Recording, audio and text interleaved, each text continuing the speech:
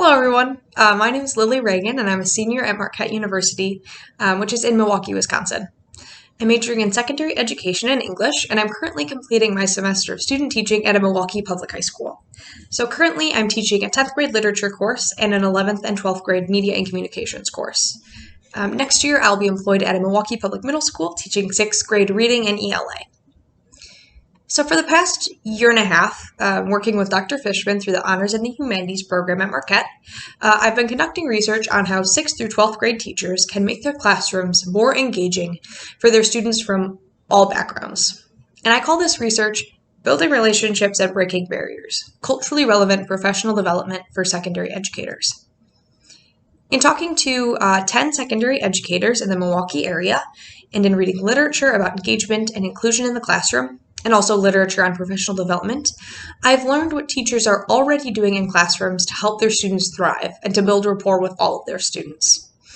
I've also learned what additional support they want and need out of professional development to enhance their existing tactics.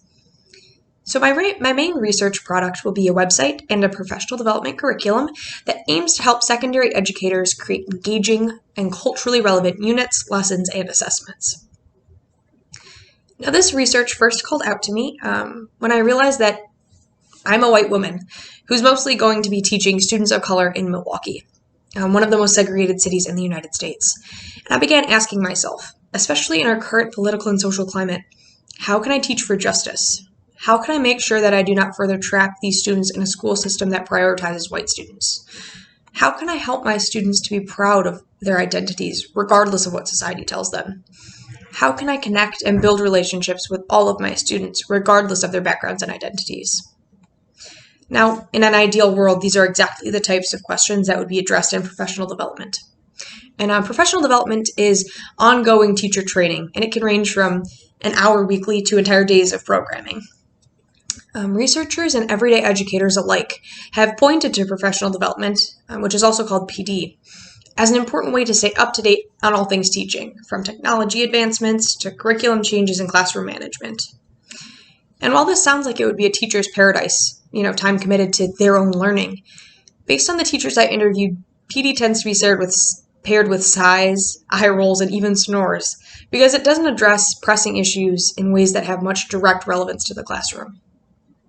What I discovered in my research is that professional development tends to be planned and executed by people who are removed from classrooms, whether that's administrators or HR departments. And as a result, there's a disconnect between what PDs emphasize and what teachers really want and need, which is practical resources and strategies for building on and strengthening what they already do in the classroom. So the goal of my research and this website is to offer realistic and easily implemented activities for teachers to increase engagement and encourage community building. Many of the activities focus on letting students voice their own experiences and opinions and letting those experiences guide the learning. One thing that made me really want to create a website is that it offers teachers a resource to access when they're feeling inspired to learn, when they feel stuck on what an engaging lesson could look like, or when they simply want to try out a new technique to keep things interesting. This is PD that's there for educators when they want it or need it. It's not the type of PD that's mandated. So my poster contains a QR code that you can scan to get more information about my research, and by scanning the QR code, you'll also have a link to my work in progress website. Let's work together to make the field of education more equitable for all students. Thank you for listening.